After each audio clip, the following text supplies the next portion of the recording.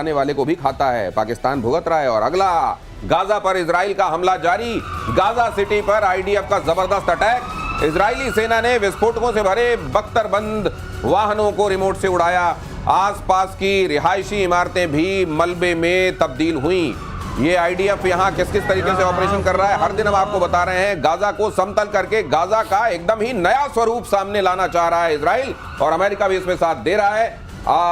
बाद में अमेरिका के भी बहुत बड़े बड़े एम्बिशंस हैं गाजा को लेकर, लेकिन फिलहाल यहाँ पर कम से कम जो यहाँ से गंदगी हटाने वाला काम है वो तो इजराइल कर रहा है। नहीं, इजराइल तो कर रहा है। देखिए, लोग जो उसके पक्ष में खड़े होते हैं, तो मैं ये कहता हूं, बोलते हैं 50 बंधक हैं, उसमें 23 उस बचे हैं, आप उनको वापस कीजिए। 2000 बोलते हैं हमास, मगर उनको वापस कीजिए ना। 20 लाख लोग हैं, मगर आप अभी भी 2000 के साथ खड़े। कुछ लोगों ने आवाज उठाई थी, 3 को कल मारा है पब्लिकली, और उस तरह से मारा है जो आपने देखा होगा किसी जगह में ISIS कत्ल करता था, और ऐसे उन्होंने गोली मारी है पैर से मार करके। तो देखिए, ये कट्टरता हैज टू गो। मैं नहीं मानता, मैं भी उनके रखता हूं दर्द, जो मारे जा रहे हैं उनको बहुत तकलीफ है, मगर है क्या कि वहां पर जो आपने जिहाद शुरू किया है, इन लोग क्यों नहीं खड़े होते? हमास 20 केवल 2000 बचे हैं अभी। कोई कहता है कि नहीं 20,000 और पैदा कर लिया, ऐसा नहीं है। 2000 एग्जैक्ट फिगर है। और मैं तो ये आपके माध्यम से ये कहूंगा कि हमास के लोग जो वहां पर हैं गाजा में, guardian please stand against this Hamas. क्यों आप मरना चाहते हैं? मेरे ख्याल से रुकेगा यदि जस्ट आप 23 जो भी बचे हैं उनको वापस कीजिए, लेकर आइए, लड़िए। यदि हम लोग होते तो शायद, यदि आप वहां होते तो आप जरूर खड़े होते। 2000 जो ये कट्टरपंथी हैं, जो कि टेररिस्ट हैं, उसके अगेंस्ट खड़े होइए। देखिए, उसके बाद यदि कट्टरपंथियों के खिलाफ हमेशा हर जगह लोगों को आवाज उठाने की आवश्यकता है, क्योंकि जब ये पनपता है तो एक दिन फिर ये जाहिर है ये भस्मासुर हो जाता है। और गाजा पर इजराइल का हमला जारी। गाजा सिटी पर आईडीएफ का जबरदस्त अटैक हुआ है। इजरायली सेना ने विस्फोटकों से भरी बख्तरबंद गाड़ियों को उड़ाया है। ये खबर मैंने आपको दिखाई किस तरीके से वहां ऑपरेशन चल रहा है। और अगली खबर यह है, तुर्की के राष्ट्रपति ने हमास को क्लीन चिट दी है। तुर्की के राष्ट्रपति एर्दोगन ने हमास को क्लीन चिट दी। अब ये पूरे इस्लामिक वर्ल्ड का खलीफा बनना चाहते हैं, इसलिए ये क्लीन चिट दे रहे हैं। एर्दोगन ने हमास को आतंकी संगठन मानने से इनकार कर दिया। हमास आतंकी संगठन नहीं है, प्रतिरोध वाला समूह है, एर्दोगन ने कहा। गाजा में इजराइल नरसंहार कर रहा है, एर्दोगन ने कहा। गाजा में हत्याओं के लिए नेतन्याहू जिम्मेदार हैं। एर्दोगन यहां पर आपको यूनाइटेड नेशंस के मंच पर खड़े हुए दिखाई दे रहे हैं। वो कह रहे हैं कि हमास तो असल में एक प्रतिरोध करने वाला समूह है, वो एक रेजिस्टेंस फ्रंट है, वो इस तरीके का कोई आतंकवादी संगठन नहीं है जिसको इजराइल वहां पर हटा रहा है। ये देखिए, ये जो नजरिया है कि हम, ये इसी नजरिए की वजह से आज वर्ल्ड सफर कर रहा है सर। और मुझे लगता है कि जब तक दुनिया में फूट डाल कर राज करने वाली जो नीयत है वो कायम है, मुझे लगता है चलता भी रहेगा। एब्सोल्युटली। देखिए, एर्दोगन आज के दिन में हमास को कोई नहीं मानता, इज ए रेजिस्टेंस फोर्स, ये मानते हैं। और कुछ लोग जो हैं अरब वर्ल्ड में भी ये शायद मानते हों, खुलकर नहीं आते। मगर अमेरिका भी इसको एक टेररिस्ट ऑर्गेनाइजेशन बोलता है। इवन UN के अंदर में इसको डेजिग्नेटेड टेररिस्ट ऑर्गेनाइजेशन। हमास के ऊपर नहीं, फिलिस्तीनियों के ऊपर नहीं, हमास को मानते हैं। कैसे ये यूनाइटेड नेशन के अंदर में बैटिंग कर सकते हैं? और इन नाटो के सदस्य हैं ये। तुर्की नाटो का सदस्य है। ओपन मंच में इस तरह की बातें करना, मेरे ख्याल से यदि कहते हैं तो पाकिस्तान भी नहीं कहता, कि हमास को नहीं कहता कि ये रेजिस्टेंस फोर्स है। कुछ लोग बोलते होंगे, आसिम मुनीर बोलते होंगे, मगर ये बहुत बड़ी चीज है जो world must take a note of it. Next ये देखिएगा, बमबारी। बैल, स्वागत है आपका। हाँ, बहुत स्वागत है। आपने इतने हैवी ट्रैफिक के बावजूद शो में पहुंचना था तो पहुंचना था। क्या बात है, भागते दौड़ते आप आए। और अगली खबर भागते दौड़ते मैं आपको बता देता हूं, फिलिस्तीन पर मैक्रो ने ट्रंप को दिया झटका। यूनाइटेड नेशन जनरल असेंबली में फिलिस्तीन को मान्यता देने का ऐलान। ब्रिटेन कनाडा के ऐलान के बाद फ्रांस का बड़ा फैसला। नेतन्याहू ने फिलिस्तीन की मान्यता का विरोध किया। तो ये सतत रूप से ये एक पैरेलल कॉन्फ्लिक्ट भी चल रहा है, जहां पर कई देश ऐसे हैं जो फिलिस्तीन के संदर्भ में सामने आए हैं और उन्होंने कहा कि हम इसको मान्यता देते हैं। मैक्रो ने ट्रंप को झटका दिया है इस मामले में। यूनाइटेड नेशन जनरल असेंबली में फिलिस्तीन को मान्यता देने का ऐलान किया है। ब्रिटेन कनाडा के ऐलान के बाद फ्रांस का बड़ा फैसला। नेतन्याहू ने फिलिस्तीन की मान्यता का विरोध किया है। अब ये जो चल रहा है sir United nation general assembly में, इसका असल में ऑन ग्राउंड हासिल क्या है? देखिए ऑन ग्राउंड हासिल तो कुछ खास होने वाला नहीं है, क्योंकि मेन रीजन क्या है, चाहे वो 147 हो, 151 देश हो, ये एक डिप्लोमेटिक प्रेशर है।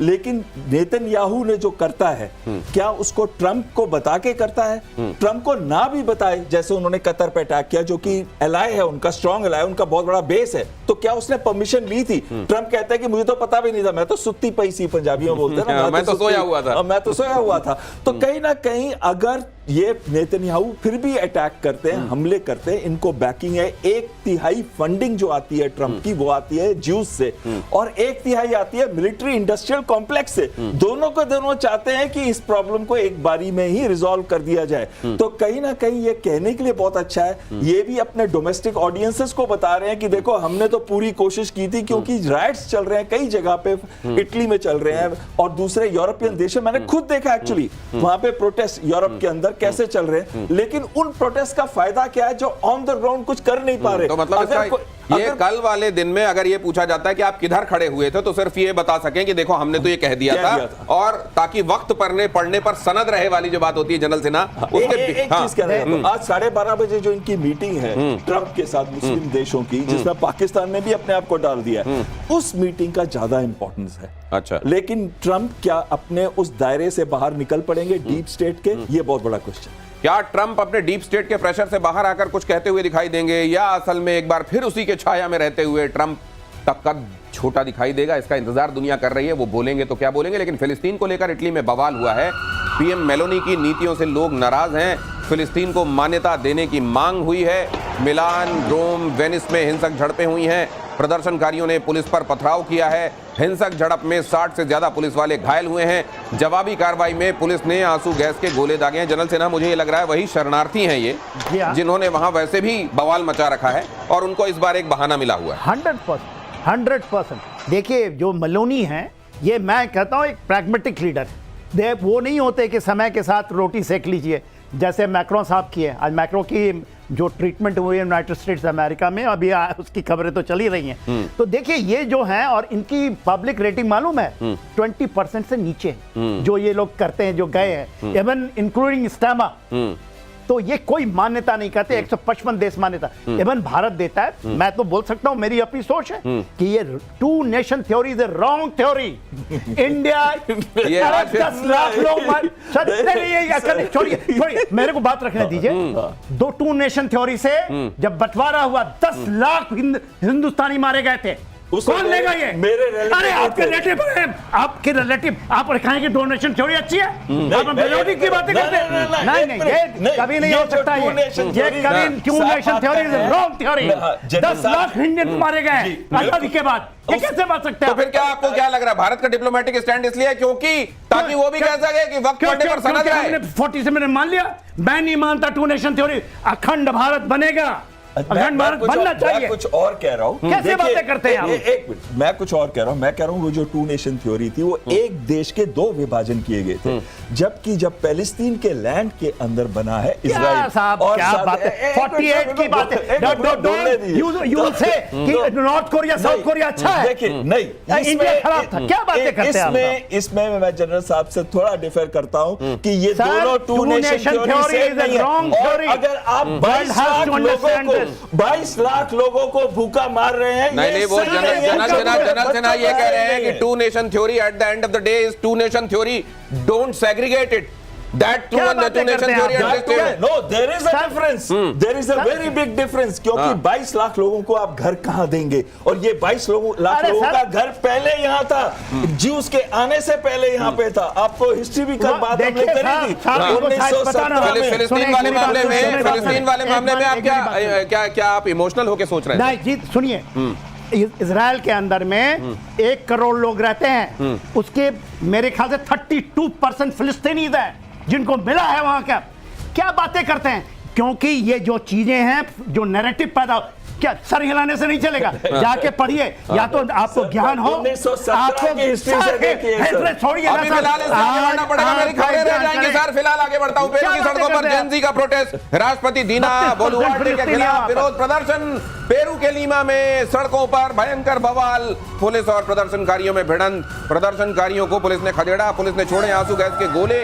जहां भी दुनिया में अनरेस्ट है, प्रतिशोध, हर एक खबर आपके सामने लाकर रखता है, और ये खबर भी आपके सामने। यहां देखिए एक बार फिर से राष्ट्रपति के खिलाफ विरोध प्रदर्शन हुआ है। पेरू के लीमा में सड़कों पर भयंकर बवाल हुआ है, पुलिस और प्रदर्शनकारियों के बीच में भिड़ंत हुई है। प्रदर्शनकारियों को पुलिस ने खदेड़ा और आंसू गैस के गोले छोड़े। ये यहां पर जो चल रहा है सर, ये इसका पेरू का बहुत हिस्ट्री है सर। 1980 से लेकर 2000 तक यहाँ लेफ्ट विंग मूवमेंट थी जिसको सप्रेस किया था। 70,000 के करीब लोग मरे थे। उसके बाद ये जो अभी की डीनो है, जो अभी की प्रेसिडेंट, इन्होंने एक एक्ट पास किया है कि कोई भी आर्मी, जो मिलिट्री है, पुलिस है, या फिर गवर्नमेंट एजेंसीज है, उनके ऊपर कुछ नहीं कर सकते तुम, क्योंकि वो एक्ट के अंतर्गत अगर वो ह्यूमन राइट वायलेशन करते हैं तो कोई प्रॉब्लम नहीं है। लेकिन साथ में करप्शन, 5 पास्ट प्रेसिडेंट्स जो हैं इधर के, उन लोग करप्शन केसेस में जेल में। अभी लेटेस्ट जो है वो 13 साल की जेल उसको मिली है। और ये जो डीनो बोल रही है, वो खुद भी करप्शन में लिद है। इस वजह से जेन ज़ी सड़कों पे उतर आया है। तो देश सेवा के नाम पर करप्शन करने वालों के लिए ये बहुत बड़ा संदेश है।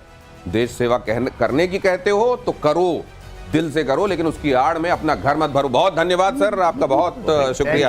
आप ट्रैफिक के बीच में से यहां तक पहुंचे, आखिरकार वक्त रहते पहुंचे, इसके लिए आपका शुक्रिया। Thank you so much.